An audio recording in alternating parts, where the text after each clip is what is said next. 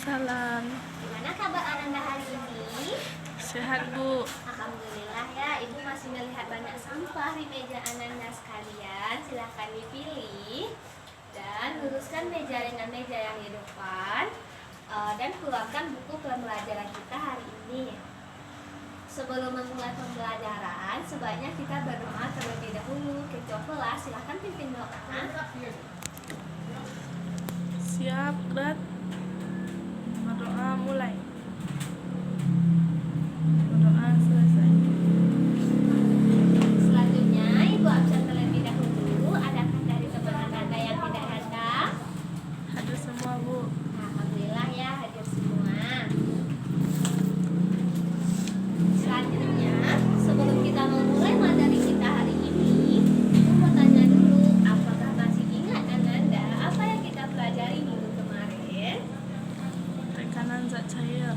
Ya, minggu kemarin kita belajar mengenai tekanan zat cair. Apa-apa saja? Gaya apung, tekanan darah, tekanan osmosis. Betul, yang dibicarakan oleh teman Ananda tadi, betul. Minggu kemarin kita belajar mengenai tekanan osmosis, tekanan darah, dan tekanan pada zat cair. Berarti Ananda masih ingat materi kita minggu kemarin. Dan untuk hari ini kita akan belajar mengenai sistem ekskresi.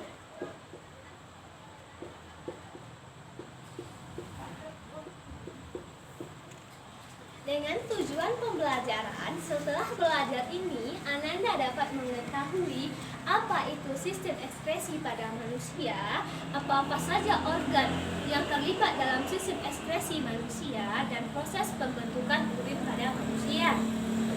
Sebelumnya, pernahkah Ananda bayangkan ketika ibu Ananda memasak, ketika Ananda mandi, ketika Ananda makan, pasti Ananda menghasilkan zat sisa atau yang sering kita sebut dengan sampah. Lalu bagaimana dengan sampah tersebut jika tertumpuk? Jika tertumpuk dan tidak dibuang secara teratur, maka rumah kita akan menjadi sarang penyakit dan kotor. Dan begitu pun dengan tubuh manusia. Jika zat-zat sisa tidak dikeluarkan dari dalam tubuh kita, akan menyebabkan penyakit. Nah, untuk itu pada hari ini kita akan belajar mengenai sistem ekskresi pada manusia. Sebelumnya Ibu mau tanya dulu, tahukah Ananda apa itu sistem ekskresi pada manusia? Zat-zat sisa. Betul, sistem ekskresi merupakan proses pengeluaran zat-zat metabolisme yang tidak lagi diperlukan oleh tubuh. Ekskresi diperlukan tubuh agar zat sisa tersebut tidak meracuni tubuh karena dapat merusak berbagai organ dalam tubuh, bahkan dapat menyebabkan kematian. Lalu apa-apa sajakah organ-organ dalam sistem ekskresi pada manusia?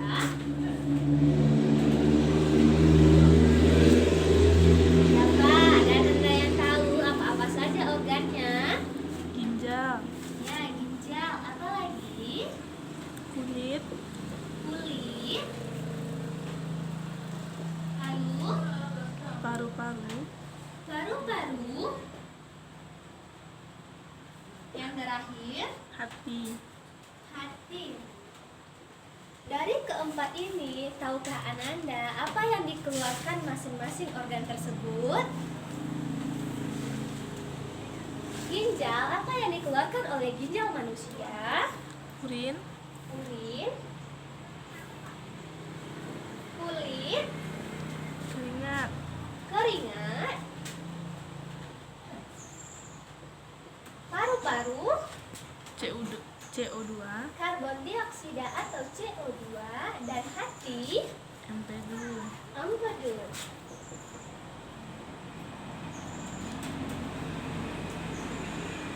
Dan untuk hari ini kita akan membahas mengenai lebih lanjut mengenai ginjal.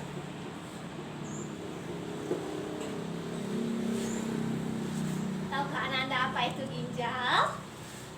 Apa fungsi ginjal?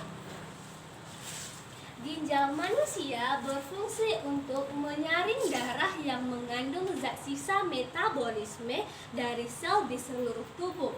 Jadi, ginjal berfungsi adalah untuk menyaring darah manusia. Dan ginjal terletak di kanan dan kiri tunggang pinggang, yaitu di dalam rongga perut pada dinding bagian bawah. Ginjal manusia berbentuk seperti kacang arcis atau kacang hijau atau kacang padi dengan ukuran sebesar genggaman tangan Ananda. Dan apabila sebuah ginjal kita potong secara melintang, maka akan terdapat 3 lapisan, yaitu pada lapisan luar disebut dengan korteks atau kulit ginjal, di bawahnya terdapat medula renalis, dan di bagian dalam terdapat rongga yang disebut dengan rongga ginjal atau pelvis renalis. Ginjal manusia tersusun atas lebih kurang 1 juta alat penyaring yang disebut dengan nefron. Dan ginjal manusia akan mengeluarkan urin. Jadi, di dalam ginjal manusia terdapat proses pembentukan urin.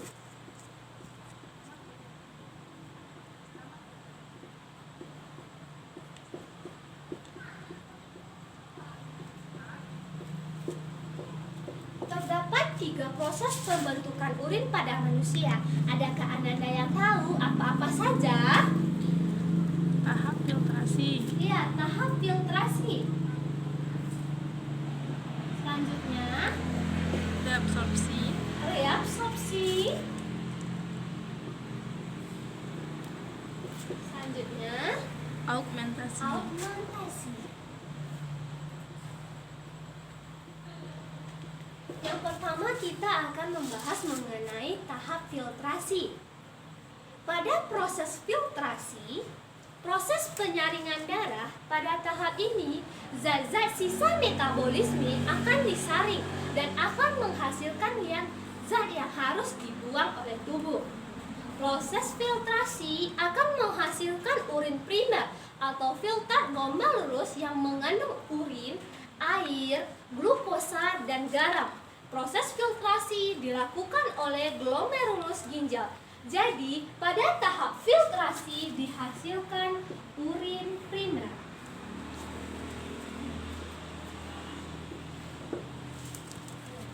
Selanjutnya, yang kedua yaitu tahap reabsorpsi. Merupakan proses penyaringan kembali urin primer. Tahap ini terjadi ketika urin primer pada kapsul Bowman akan mengalir menuju saluran pengumpul.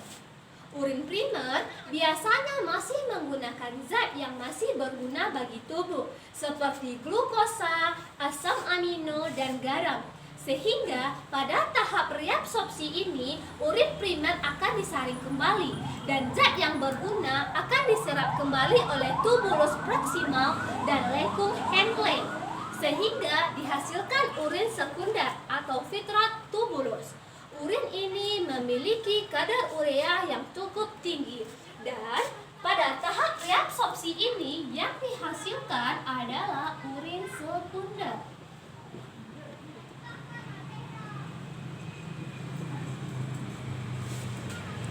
Dan pada tahap terakhir, pada tahap augmentasi, merupakan proses terbentuknya urin sesungguhnya. Tahap ini terjadi ketika urin sekunder menuju tubulus distal. Proses ini merupakan proses penyusunan urin sesungguhnya, yang mana hanya akan mengandung urea, amonia, sisa metabolisme protein, dan zat racun yang tidak dibutuhkan lagi oleh tubuh. Berarti urin manusia mengandung urea, amonia, sisa metabolisme protein, dan zat racun yang tidak dibutuhkan lagi oleh tubuh.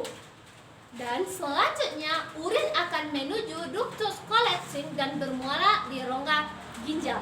Dan jika kandung kemih telah kosong, maka urin akan menuju kandung kemih melalui ureter, kandung kemih, dan uretra. Maka pada proses augmentasi yang dihasilkan adalah urin sesungguhnya.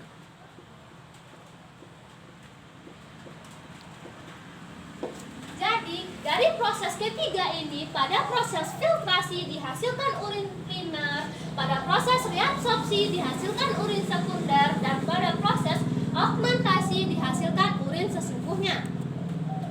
Mungkin hanya sekian materi dari Ibu. Apakah ada dari Ananda yang ingin bertanya? Tidak. Dan dapat Ibu simpulkan bahwasannya sistem ekskresi merupakan kemampuan untuk menjaga keseimbangan tubuh dengan cara membuang bahan-bahan sisa metabolisme yang dikeluarkan oleh sel. Organ ekskresi pada manusia terdiri dari 4 organ, yaitu ginjal menghasilkan urin, kulit menghasilkan keringat, paru-paru menghasilkan CO2, dan hati menghasilkan empedu. Dan proses-proses pembentukan urin pada ginjal yaitu filtrasi, reabsorpsi, dan augmentasi. Dan pada proses filtrasi yang dihasilkan urin primer, dan pada reabsorpsi dihasilkan urin sekunder, dan pada proses augmentasi dihasilkan urin sesungguhnya. Dan ginjal merupakan organ ekskresi yang memiliki peranan penting karena membuang sisa metabolisme dalam bentuk besar melalui urin. Nah, mungkin hanya sekian materi sudah Ibu simpulkan. Masih adakah pertanyaan dari Ananda? Tidak. Kalau tidak, sekedar mengingatkan minggu besok akan Ananda pelajari lagi mengenai lanjutan dari materi kita, yaitu mengenai kulit, paru-paru, dan hati.